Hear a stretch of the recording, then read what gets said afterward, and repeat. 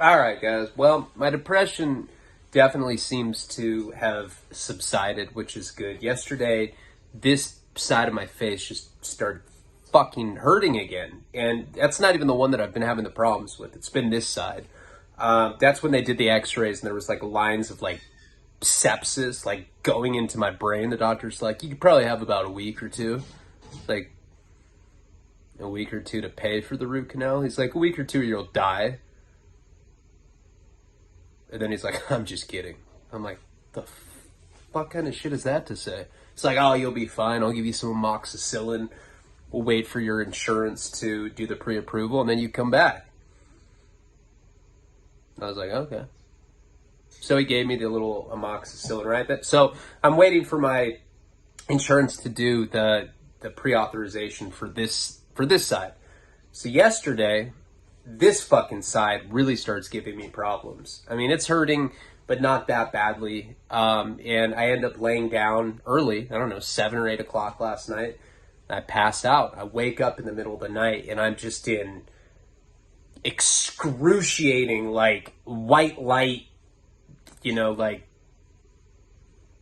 where you have to face the pain and it's like raw totality. Doesn't even sound that bad.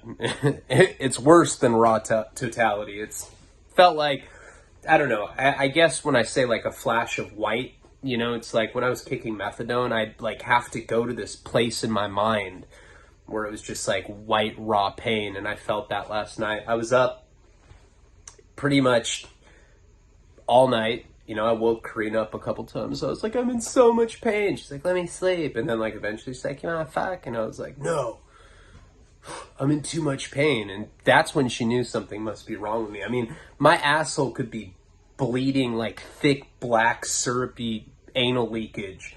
And I would just usually just patch it up and be like, let's do it. Doesn't even matter if it stinks. And she's like, okay. But I couldn't even do that because my shit was hurting that bad. So this morning, she ends up calling the dentist office and she kind of like sweet talks her way into getting me an appointment, which was great. I go there and again, it's the Asian dentist in the astronaut suit that always tells like weird jokes. And he's like, oh man, he's like, looks like there's a UFO crater in your, on the bottom left corner of your mouth. And then like some nurse's like head popped out, like she's like, and like went away. It was, I swear to God, it was like choreographed. It's like, damn, he probably pays them to do that kind of shit. It was the weirdest thing, like holding my face in pain. I'm like, okay, so what can we do? It's like, well, I can pull it, but then your like bite's gonna be off. And I was like, okay, that doesn't sound that chill. He's like, well, it's not. Or you're gonna have to get another root canal on this side. So again, now 2-3 weeks before the insurance does pre-authorization or whatever, it just sucks. They gave me, the irony, they give me 800 milligram ibuprofen and they said drink more water. I was like, gee, I'm back in prison. I mean, you know, I guess I could pay for all of it out of pocket, but it would be a lot of money. It'd be $10,000 or something to get both of these root canals and to get the implants and everything. So I have to have my insurance cover it, but they have to do the pre-authorization. So that's what happened to me. Today, after the dentist appointment, Karina had to do her monthly online counseling to get her driver's license back. So I ended up spending some time with Nico trying to teach him how to skateboard. My like face felt like it was falling off the whole time, but she got me some like weird home remedy potion stuff from the pharmacy, and it seemed, I don't know, I'm numb enough right now where I'm story time, baby, dance for you guys. But I do feel less depressed. I would take physical pain over depression any day, even though tooth pain is severe and awful. There's nothing worse than depression, and it feels like it'll never end. And you got relatives that you say your dick to calling you a bitch. Not one person's like, man, you're not a bitch. That'd be cool if one person said that. But, you know, it's bitch, bitch, bitch. So let's get into the story. So this is going to be how I made $500,000 redux. I don't know. It's just a story I feel like telling. That's one of the reasons I have multiple storylines. I like revisiting this particular time in my life. It wasn't all dark and I mean, it was crazy, but it wasn't like, you know, like getting butt fucked in some Stonewall dungeon cell. Like, are you a real dragon slayer? For sure, man. Stop looking at me. All right. I always wanted to get butt fucked by a dragon slayer. Yeah, me too. I always wanted to butt fuck a fan of a dragon slayer. Let's go. Let's roll, baby. And then I like tell the story. Everyone's like, that's funny. At least it's not me. Like eating a Pop-Tart while I'm telling prison rape stories. All right, let's get into the story. So where we had left off last time, the reason that I'm like back down memory lane in this particular storyline is because I saw Kevin. Kevin was a major fixture, you know, in that world, in that time period. I mean, he was basically my partner. And the story that I told last time, we had gone up to New Year's, some New Year's party. It was a private party specifically for drug dealers. It was like being at a drug dealer conference. There's like some skinny black guy with glasses. Like, yeah, I sell rocks. What's up, guys? Anyone else sell rocks? I know I sell rocks. I'm like, no, I sell Molly. Oh, the Molly, that white people shit. And stuff like that. It was more like raver festival type people. And we're staying in this really expensive hotel in San Francisco, despite the fact that it was in the Tenderloin, you know, which is like the Skid Row section of downtown San Francisco. You think of San Francisco, if you're not from California, everybody thinks gay. You think of it, you just think of like these like super like multicolored like warriors on unicorns, like just pride, you know, but it's not like that at all. San Francisco is the grimiest, most violent, fucked up city in California, in my opinion. And I'm a pretty grimy, fucked up guy myself. So, I mean, if I'm saying it, it must be bad. It is. It's horrible. You see homeless people fucking sleeping bags. You see people shoot up on the side of the road. You see violence, you know, you see people getting shot, stabbed, and, you know, whatever else. And that's how we had left off the story last time. But I had gone to this party for New Year's, and Sass, the guy that was my employer at the time, little chubby-cheeked Eskimo-looking guy, he had gotten us on this list. And right when I started working for him, I'd replaced a guy named Damon. Damon was just some party guy. The first time I met him, he was in a Speedo, and he was all like lathered up in tanning oil. He's like, you ain't tan. And I was like, oh, I know. Can I get a sheet of blotter ass? He's like, you can. I need to remember. And then I burned him for the DMT. I basically replaced him. I replaced him with Kevin. Kevin was on the team because he was already an established drug dealer at the Santa Barbara University, and he was also selling drugs to the City College kids. I was on the team because I was a Santa Barbara local, and I was plugged in with all the local druggy kids. So we had just started working together. I had just come up on all of those Quaaludes. We go to this party that's in San Francisco on New Year's. We see the string cheese incident play, and I end up sucking on a vial of acid because Kevin went around thinking it was a good idea to dose everybody. It's like, it's not my acid. What up? By the time I was like, hey, can I get my vial back? He's like, oh, it's only an empty vial. I'm like, well, he's like, just suck on it. I was like, okay. I'm like grabbing the vial with two hands. I'm like this? He's like, just like that. Just keep going. So I suck on this vial, not expecting to fry on the level that I was. And the entire place turned into like a sea of crash dummies, featureless faces, fuzzy. It was terrifying. I ended up taking a couple Quaaludes. I think it was 2 Quaaludes. Definitely more than 1. Oh, well, let's just say 2 for the sake of the story. It was either 2 or 3. I doubt it was 3 because that'd be too much. Eventually, the hallucinatory distortion of the night comes down, and we leave. Now I'm like, we need to go. I'm all mad. And we end up leaving this party. And that's when we ran into the black dude with the ball sack lip. Hey, man, you got a menthol, man? Which looks even more Really had like a fish quality to it, if you're on acid, you know what I mean, Then we're walking to the hotel, and I'm seeing this just perfect psychedelic cityscape of downtown San Francisco. And we hear a gunshot right in front of our hotel, and a guy got shot. Another guy had a runaway. People are coming from out of different buildings and stuff because this gunshot was loud. It echoed, it reverberated through the city. Seemed like the whole city heard it. I mean, I was on acid, so it probably seemed more like that to me. And we were kind of like far enough away where we just saw this guy laying in the middle of the street, and there was a pool of blood. It's not something you see every day. It's certainly not something you see when you're tripping on fucking acid. And we didn't want to get too close because we didn't want to be involved. But it's definitely one of those images that stuck with me forever. I'll always see this guy that got shot laying in the middle of the street in San Francisco, kind of waving a little bit because I was tripping on the L. And we end up just hurrying into our hotel. And that was that with that.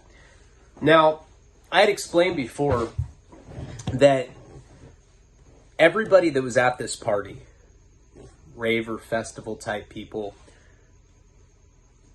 not everybody, but the whole hotel was going to that party, So it was like the entire floor that we were staying on in our hotel room was just full of these, like, the kind of guys that look like they haven't washed their hair for a year, and they wear tank tops, but they smell like onion. Like, they always smell homeless, even though they're not. They probably drive Lexuses and shit. They're drug dealers, but they have that like festival aesthetic to them. That's what kind of people were running around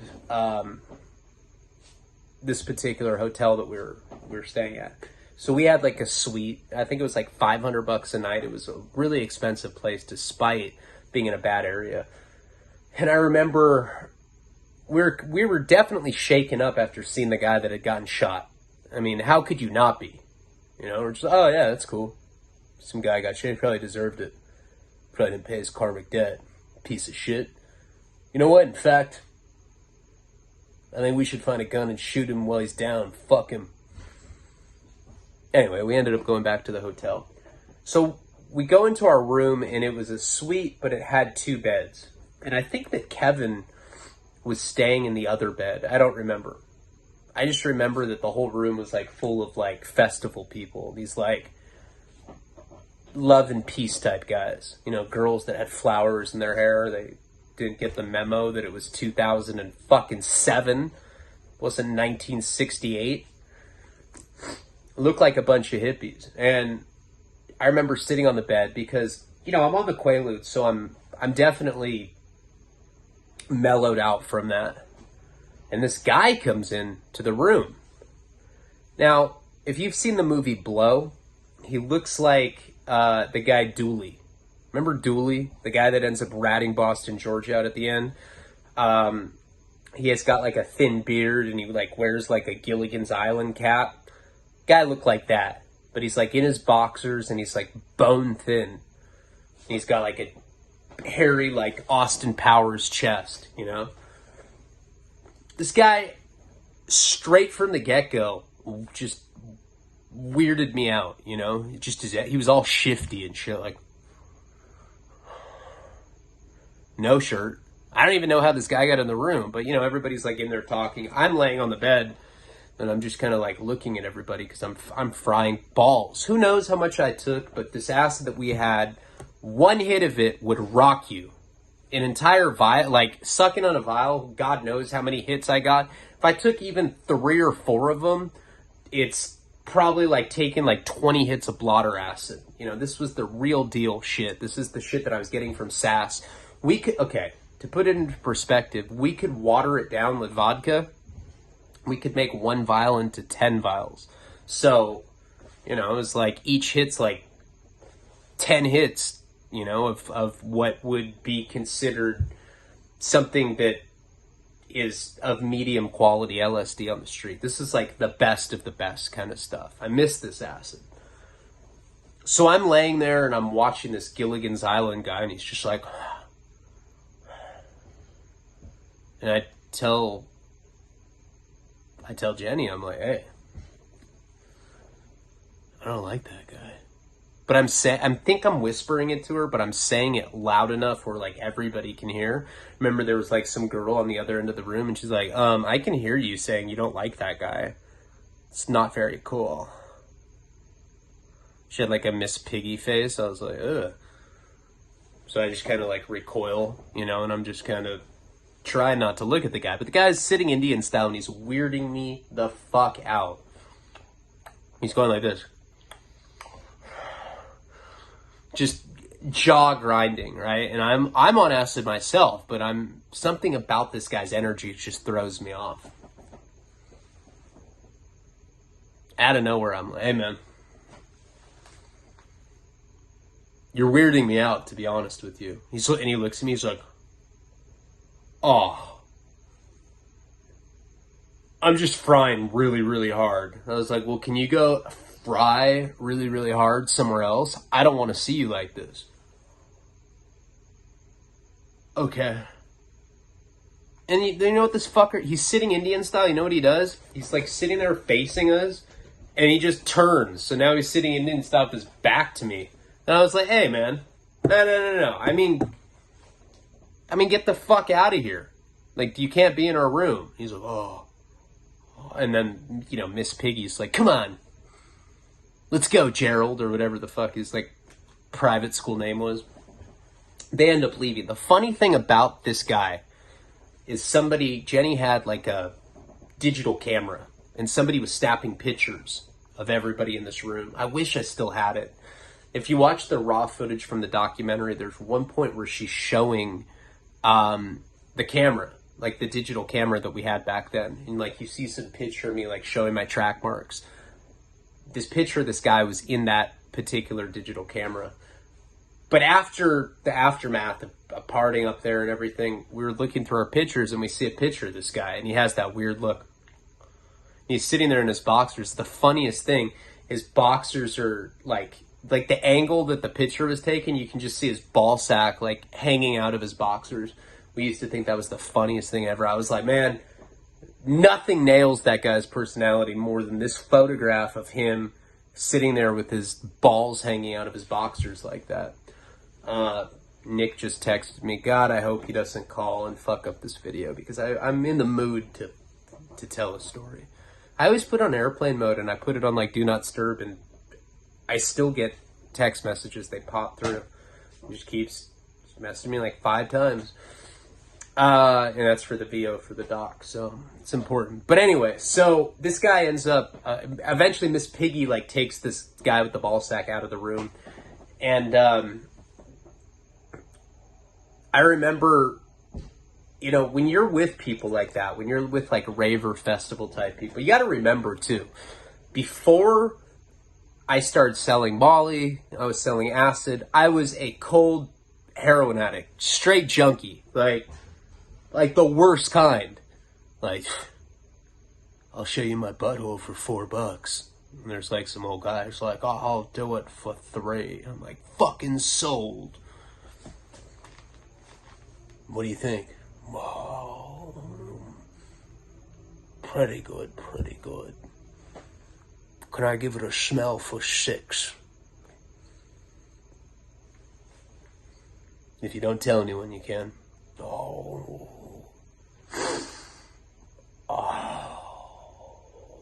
Reminds me of a short cook named Larry Williams. We were stationed in the war together. Your asshole smells just like Larry's. And where's Larry these days? He's dead. I don't know why, but he's dead. Sorry, I don't know where that came from. So anyway, I was like a degenerate drug addict. And if you guys remember from the last video, I had gotten clean for a little bit because Sass figured out that I was a heroin addict somewhere in like the middle of it. You know, he'd hired me. He's like, you're a stand-up guy. I was not a stand-up guy. I was a junkie that went around burning people. I was a bad guy. Not a good guy. At all. Somewhere like in the middle of it, he like ends up calling me This is like not in the middle. This is right after he had employed me, and he's like, hey man, I heard rumors that you're on heroin. Well, yeah, so, and he'd always tell me, he said, look, Molly, mushrooms, LSD, ketamine, DMT, these so-called club party drugs, they're not on the radar of the DEA. You know what is on the radar of the DEA? Crystal meth, cocaine, heroin, Oxycontin. These are the things that the DEA goes after aggressively. So he's like, it doesn't matter if you're not selling heroin. Just doing heroin and having weight of these other drugs in the general vicinity is going to bring heat on us. So you can't be on drugs like that and work for me. And I remember just being like, Dad! I mean, that's how I felt. I don't think I said that to him. But, so I had made like a legitimate effort to stop doing heroin at that time. Not just because the guy that was fronting me kilos of drugs at the time wanted me to stop. I stopped also because my girlfriend at the time had really applied a lot of pressure to me as well. So I was hearing it everywhere. Like my parents are like, you need to get clean. You know, Sass was like, you're a bitch. I was like, ah. And then, you know, Jenny's like pretty much always flushing my dope. She's calling my drug dealers. So it was a confluence of factors that made me stop momentarily. But when we went up to that trip to San Francisco, I told you I just got the urge. One day I just went out of the hotel. It's like, it was crazy as shit. It was like hailing a taxi. It was like, Chiva! Spit it out. Transaction, I relapsed. So now I'm up in San Francisco and I'm relapsed. And the point is my energy as a heroin addict was dark. I had that dark energy, you know? I mean, there's not a lot of heroin addicts that are like, man, that guy's got some bomb-ass energy for a heroin addict. No, heroin addicts suck. Tweakers suck. Hardcore drug addicts, they're not, like, fun people to be around, you know? Like, I mean, I was always pretty fun. I'd be like, let's go steal a chainsaw from Home Depot. And everyone would be like, man, you're so fun. Let's go. But most people just don't talk. Most people are completely consumed by their addiction. So going up to this hotel and being around these people, I'm brought all this bad energy with me. And I think that when I was up there in that hotel, when I kicked this guy who had the ball sack sticking out of his boxers out, Miss Piggy got all offended. There was like that real sharp contrast between my dark heroin addict energy to this like, these like new age hippie energy, you know? Everybody, it's peace, love, unity, respect, plur. And then there's me and I just want to shoot crystal meth and butt fuck trannies. And everyone's like, doesn't know if I'm serious or not. I'm like, guys, I'm joking. But like, people don't understand that humor when you have like a different energy sphere. And if you're a heroin addict, former heroin addict, you probably know what I mean. When you're around raver people, when you're around festival people, you tend to kind of not fit in that well. And that's why I made Blair in Wasting Talent the raver princess, because I thought it was like the perfect contextualization to show that there's like different degrees of people in the drug world. There's like these people that kind of purport innocence, like her and all these raver people, and then there's people like Damien who just jerk off to chicks with dicks. All right, moving on. So after that point, after we had kicked him out, I remember the rest of that night, Kevin ends up coming back late night because nobody really wanted to hang out with us anymore at that point. Everybody kind of just was like, we're good. We don't want to be around the grouchy heroin addict in there. He's mean, and he's like saying mean stuff to the guy that looks like Gilligan, whose ball sack's always out. So Kevin ends up coming back late night, and I started going on this really weird trip in my mind because that girl, this isn't that far after I had to drag that dead girl's body out of the apartment complex, out of TJ's apartment complex when I was in Florida. That was still like a fresh, pretty traumatic thing in my life at the time. Kevin's there and he's just being a creep. He's on a bunch of acid. He's like, dude, I'm on 8 different kinds of benzos. I've just done some Ritalin. Now I'm on Quaaludes. And I've done an Oxy. And in my mind, I'm like, oh my God, this guy's going to overdose. And I kept telling him that. Now we're all on acid. He's like, dude, stop telling me that while I'm tripping. I'm like, no, I've been around overdoses before. You're going to die. He's like, well, don't tell me that kind of shit. Nobody wants to hear that when they're tripping. I'm like, dude, we should probably just call the cops and surrender. Fuck it. I feel like they'll find out one way or the other. I'm going to make that call. And everyone's like, dude, Jenny, you need to control your boyfriend. He is a weirdo and he is a liability. So for like the next 6 hours, I was stuck in one of those like psychedelic slumps where I'm like convinced that my friend's gonna die. And periodically I'll say it out loud. I'll like peek my head out of the covers. I'll be like, is he dead? Jenny will be like, come on, can you stop? Brian, please stop. You're killing it. Oh, and I'd like put the cover back up and then I'd come back out again and say the same thing. And that was pretty much, that night kind of just bled into a couple more days at this place. And by the end, I was so sick of being around hippies in ponchos playing the acoustic guitar. You know, they're like, this is a little ditty by a guy named Chuck Manson. I'm like, Charles Manson? They're like, yeah. I mean, start playing it, and you could like feel the Manson energy in it. So that was like my departure from those people. I ended up leaving that trip and we go back to Santa Barbara. Now at that time, we had moved out. She had been living with her grandma. I was living with my parents. Now I started making a shitload of money because I had all these drugs, you know.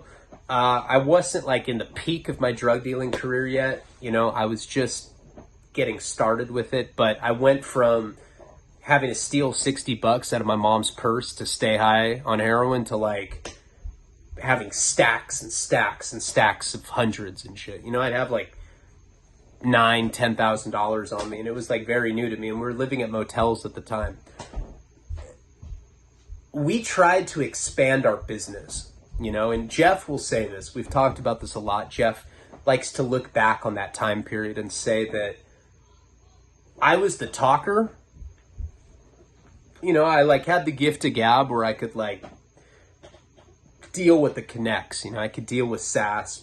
I could deal with, at a certain point, I started getting into selling like 10, 20, 30 packs of weed. I had a really good ability to network. And I think I still do to this day. I mean, I'm more like trying to be in the film industry, in the literary world. And, you know, I'm the kind of person where like, if I meet anybody, it doesn't matter. Someone's like, yeah, I used to sell Adderall to Sean Penn. I'm like, give me your number. I'm going to call you. Maybe you can sell me Sean Penn's number, you know, and I just try to get anybody's number that I can. And that's how I was back then. But Jenny was the real, she was like the brains of the operation. She was the one that was level-headed. She was the one that wasn't completely fucked off on drugs, so she could make sound business decisions. And Jeff always said that I would have never made as much money or have gotten as far as I did when I was selling drugs if it wasn't for her. One of the things that she wanted to do, besides give away samples, and we talked about that, we'd have people in hotel rooms making up capsules of Molly. You know, I'd go to house parties in Santa Barbara, I'd go to bars, and I'd just be giving people samples of Molly. Have like a business card stapled to it, like in Half Baked. No, we didn't do that, but we did give away a lot of samples, and that's how Molly started getting more popular in Santa Barbara. But the market seemed finite. You know, it's like back then I was getting an ounce for $1,600, ounce of Molly for $1,600. I think this is before he was actually giving me keys. I think he had given us a quarter key the first time that Kevin and I went to pick up from him. And I think it was a while until we started getting kilos because it took a while to get rid of them. Get an ounce for $1,600. There's 280 capsules that can be made in 1 ounce. We'd break that down into pills and we'd sell it. And, you know, we were making decent money. I had a lot of different drugs, but again, it was a finite market. I wasn't selling to drug dealers yet. When I started really making money selling drugs, it was when I started getting away from like the consumer part of it, and I was more like on the wholesale side of it. You know, when I was dealing directly with drug dealers, that's when I really started making a lot of money. And Jenny's whole thing is, all right, we can only sell so much Molly to people in Santa Barbara because people didn't really know about it yet. I mean, we had definitely made it available and known in the local bar and party scene, and Kevin had taken care of the college scenes, but there's only so much we could sell at that point. And eventually when we did start selling a lot more, one of the main reasons that we were able to sell so much volume, you know, this is the point when I'm getting 2 kilos at a time and I'm getting rid of quarter pounds of the stuff. It was because we started meeting drug dealers that were all over California, Oregon, Washington State, some parts of Arizona. We started just really like networking with drug dealers. And I was the one that met them, but Jenny was the one that like kind of had that business sense. So one of her ideas early on was to go to a rave down in the fuck was it? It was somewhere, I think it was somewhere in LA. I cannot remember. But anyway, we ended up going down to a rave because that's what she said. She's like, okay, we need to go find drug dealers. Where are we going to find drug dealers that sell this particular drug? You know, I'd give my Southsider drug, I'd be like, hey, I got this Molly. They'd be like, hey, dog, isn't that the kind of shit that makes you want to fuck other people? Yeah. Nah. I don't fuck with sex, fool. I'm just trying to stab fools. Sorry. I ain't into pussy, fool. You're fucking disgusting, queer. They would laugh at me, you know? They'd look at Molly as a kid drug. So there was only like so much I could get rid of there. And so she wanted to meet people where their actual drugs that they were selling were Molly, acid, that kind of stuff. Where do you find people like that? Raves. Now, back in that time period, and I don't know how it is now because I'm 35. If I went to a rave now, people would look at me like I'm a sex offender. I have like gray hair. I'm like, yeah, maybe we can get an e-puddle. I'll give you a Hello Kitty purse. What up? People wouldn't be cool with that. You know, I'd probably get tased, you know. But get out of here, old man. But back then I was still young. I still had zits. I fit in. The way that raves worked back in that time period is they had, usually you'd go to a rave and you'd get these little, you know, flyers. You know, this is a flyer for my event, you know, my breakdown event. This is what rave flyers would look like. So you go to a rave and they give you these flyers. See that guy? Fucking viral. They give you flyers and then you know where to go the next weekend or whatever. Also back in that time period, they had, forget what it was, but it was like a rave message board or chat room or some shit. I don't know. Jenny knew about it. And that's how we found out about parties. So we found out about a party, I think it was in LA, and we ended up going, you know. We made a bunch of pills before we went down there. And I don't know if I had told you guys about the one that had gotten busted by the feds. Did I tell you guys about that one? I don't know if I had done that in a previous video, but we had already gone to a rave in San Bernardino before this, and we had brought capsules of Molly down there. I can't remember if I told you guys this story or if I was just telling Jeff this story the other day. This is a different one from the one I'm talking about right now, but we'd gone down to a party, same concept. Jenny wanted to go down to a rave and try to expand our clientele base, you know, namely actual dealers, so that we could offload weight. You know, here's an ounce, here's a couple ounces. We were kind of running out of resources in Santa Barbara. We ended up going down to this rave in San Bernardino, and it seemed like a normal rave. I don't remember how we had gotten the address of it, but we go down there and we'd start rolling, you know, right away. And all of a sudden, in the middle of it, we just start seeing kids getting arrested. A lot of undercover DE agents were there, and they were like dressed as ravers, and then they just started arresting people.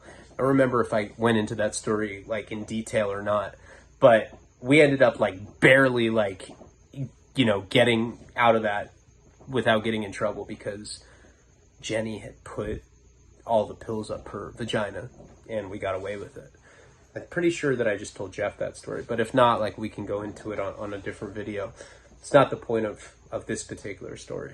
So this time, you know, we had already gone to that rave, and it had gotten, this one down at San Bernardino, and it had gotten raided by the DEA. We ended up getting searched that night. You know, as we were leaving the rave, they put everybody down on the curb. They were patting us down. They were zip tying us. It was fucking crazy. And we ended up barely like getting away just because she happened to, once we started seeing people getting arrested, she ended up putting it up her natural pocket there, and they weren't able to find it. So we were spooked out about that. And this time we decided to bring a smaller amount on us, try to make some contacts while we were down at this rave. And based on those contacts, we would have people to sell the drugs to. So we end up going down to this party, and it's like a big warehouse party, and we start networking with different people. You know, we party with a bunch of different people down there, start getting people's phone numbers. You know, we're like, we're going down there having some Molly on us ourselves, but basically acting like we wanted to buy it from other people. So we were getting people's phone numbers. We're like, hey, can you get this stuff all the time? Because when you're at raves, it's an open marketplace. You know, you'll hear people be like, I got ketamine, I got ecstasy, I got press pills, you know, I got fizz over here, whatever it is. And so we were going up to those people and like pretty much explaining that we were from Santa Barbara and we were looking for connections. So we end up meeting a handful of people. We roll while we're down there, and it doesn't end up getting raided. Like, it's kind of, the whole party goes without incident. And one of the guys we met down there was a black dude. God, what the fuck was his name? I think his name was Dion, right? It was just like Dion Sanders. So we meet this guy named Dion. He's like a skater kid down there. And he told us that he could get Molly. Like, he could get, like, actual powder Molly. Again, we went down there with a little bit of drugs. We were, like, I think just taking it for personal use. But we were looking for people that we could ultimately sell our product to. And we were just acting like we wanted to buy product off them. So we ended up meeting this guy named Dion. And he lived in Imperial Valley, or, like, somewhere by Coachella. Somewhere, like, in the desert. Kind of by where the Sentinel State Prison was. Riverside County. He lived in Riverside County. I forget what the name of the town was, but he told us that he could get, you know, MDMA and powder. And we're like, well, we need a lot of it. You know, we need like half keys, full keys. And people are weird at raves. They're just like, oh yeah, fuck it. Dude, I saw ecstasy. I got fucking machine guns. I got silencers. Yeah, I don't even care if you're a cop. Come on over. It was like that kind of thing. But this is a black guy. I didn't talk like that. But he was like a whitewashed black guy. So we ended up meeting him at this party. That was like the one main thing that had come from it. Now, Jenny's whole plan, because like I said, she was the brains of the operation, is she wanted to start buying Molly off this guy in small amounts. You know, buy an 8-ball of powder, buy a half ounce of powder, get him used to doing business with us, figure out what some of his prices were, and then come at him and be like, hey, we can get kilos of Molly for 20,000. We were getting them for 15, but we could sell it for 20. So we start doing business with him just as like from the buyer side or whatever. And we're going down to LA, we're going down south, we're going to Riverside, we're going to Palm Springs, we're going to different San Diego, we're going to different locations down south to go to different parties. And we keep meeting different people that are like Dion. I don't remember them. I mean, there's so many people, like, this many years has passed. A lot of them are faceless. The one person to remember is this guy, Dion. And every time we were in LA and we were at a party down there, we kept running into him. Or, like, we'd call him before we went to the party. We'd be like, hey, you know, we're going to Nocturnal Wonderland. We're going to this party. We're going to do this. Will you come? You want to come meet us and hang out? So we started getting a good rapport with him, and it became obvious that he was plugged in with people that actually were selling weight. So it was like the right kind of person to get in with. Maybe not him directly, but he was like one of those really charismatic guys that knew a lot of people. So we're doing our thing in Santa Barbara.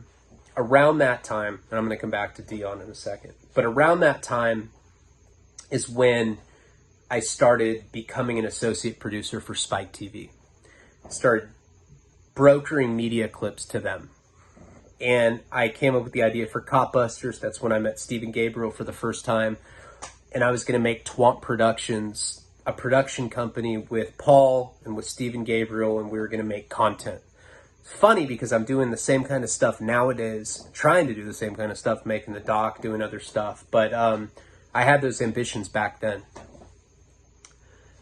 Before I was a drug dealer. So that's what I have going on. At this point now we end up getting that house that there's all that footage of us doing dope in. That's called the Milpas house. It was like a block from the beach. I think it was like a 4 or 5 bedroom, 5 bedroom. I don't know. But there's a lot of footage in the raw footage. That's where Jeff and I are shooting all that heroin. I get cotton fever, I'm running around with a gun. It's somewhere on Patreon. I'm sure if you guys look for it, you can find it. So now we're like settled in there. We're selling a lot of drugs in Santa Barbara because that's how it works, especially when you introduce something new. Like with the Molly, people didn't really know what that was when we first had started giving it away to people as samples. But as time went on, more and more people started doing it, more and more people got into it, and it became like a really popular thing. So we weren't really having problems selling it, and when we had made all those connections, like the one with Dion, we were just kind of going down to LA and partying. You know, that was like our plan in the beginning, but we didn't even really need people like that at that point. But we had created like a good rapport with this guy. So sometimes he would come up to Santa Barbara, and now we're selling him Molly. You know, we'd sell him 2 ounces. Tell him 2 ounces for $3,000. And it was a good idea to meet up with that guy because he was definitely like big in that world. Now, before all of this stuff happened, before I became a drug dealer, before I was involved with SAS or any of these people, when I was running around and I was a homeless junkie in Santa Barbara, I used to hang out with this guy named Damien. That's really where I got the name for Damien from Wasting Talent. Damien is like an infamous junkie in Santa Barbara. At one point, he had the keys for all of the Peckerwoods. You know, he's like a huge jailbird. He's in and out of jail. He's in and out of prison all the time. When I got beat up in that one unit, that's the guy that I was talking about that had the keys that wasn't very happy that that was done to me. He was homeless in Santa Barbara around the time that I was, when I was like 19 years old. And I used to run around with him, and I used to run around with a stripper named Karina. That's the one that was with me when I stabbed the skinhead. And there was like this whole like underground street kid scene in Santa Barbara that he was kind of like the leader of, you know? And we slept on the beach a lot, you know? Like this whole group of people, a lot of skinheads, a lot of just like runaways from other major cities, and it was just kind of like a good little street clique. You know, Santa Barbara has such a great climate that it attracts a lot of homeless people. Once in a while, we would come up on like a hotel room. You know, like maybe like one of us would like have money and we'd all just go sleep in some hotel room. One particular night I was with him, and we ended up staying in this hotel. I was looking under the mattress. I don't know why. I was all twacked out. This is back when I used to shoot crystal meth. And I found a crack pipe with like a couple grams of crack just in the mattress. It wasn't ours. So we were already doing meth when we started smoking crack. The sun came up, and I went outside to smoke a cigarette, and I met this bald guy. You know, this bald guy with glasses. And he was talking to me. He seemed all twacked out on something. And I had been smoking crack for about an hour, so I was out of it now at this point, and I wanted more. strike up a conversation with this guy. And he's like, yeah, I know somebody right now that's selling crack at this other hotel that's just a few blocks up. And if we go there right now, we can probably get some free crack. Now, looking back on it, I was a 19-year-old acne-riddled kid. This guy was probably trying to butt fuck me. You know, that's what I probably should have thought, but I was just like, oh, crack, I'm down, let's go. So I ended up getting in a car with this guy. Now we go to this hotel, and he goes into the hotel. I'm like sitting in the parking lot of some car. I have a crack pipe on me and everything. And he says, hey, I'm just going to run in and get it, and I'm going to come back, and then we'll go back to the hotel room that we have. So he goes in this hotel room. He's in there for like a couple minutes, and he comes out, and there's these two like kind of big burly guys with him. Doesn't look good. Looks like cops. You know, they were wearing like tight like V-neck shirts. They were all like roided out. They looked like The Rock. They duck their head into the car, and they're like, hey, Santa Barbara Narcotics, get out of the car. I look at one of the guys. Now, one of these guys, he had like short brown hair. He was a white guy.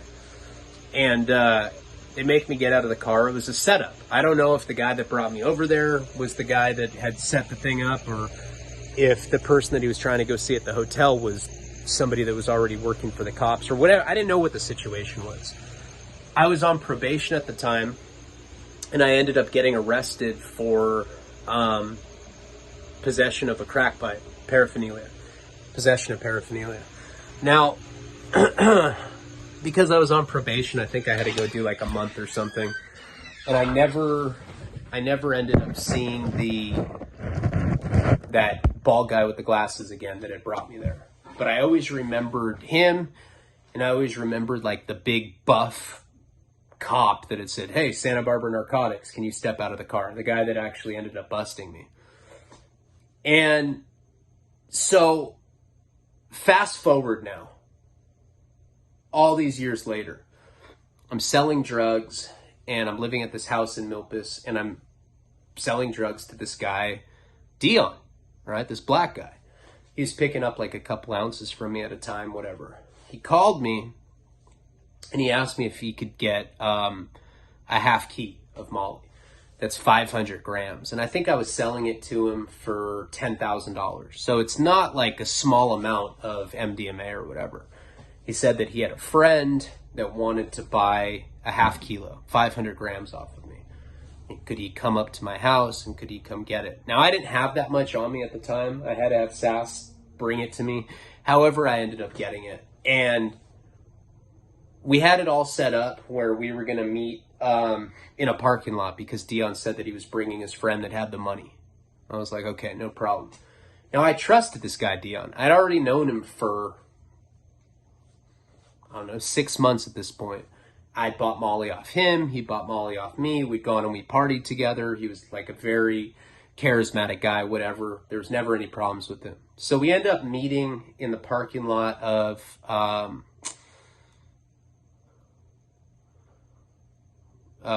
don't know, some hamburger place. I can't remember the name. It wasn't like a big chain. It was like one of the local, it was like some local hamburger place. It's not there anymore in Santa Barbara. We end up meeting in the parking lot. And I never, when I do drug deals like that in a parking lot, I never have the shit on me.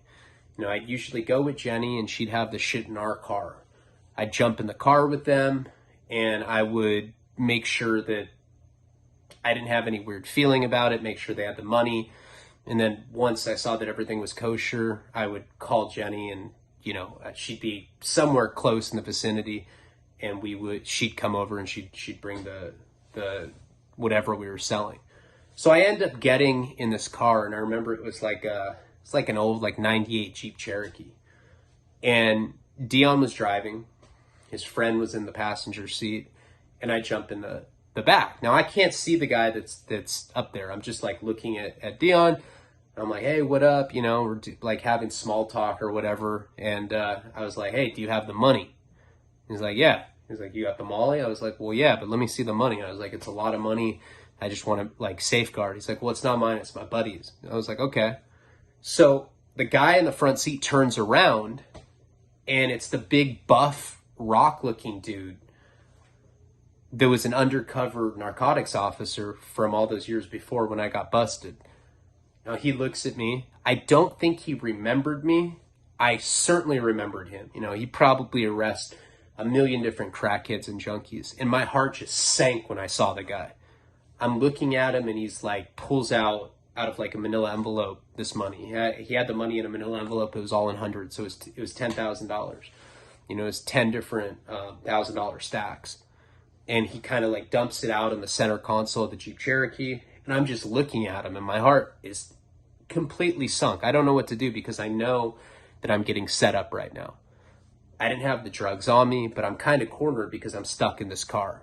And we will get into what happens in the next installment of how I made $500,000 Redux. Thank you guys for still riding with me.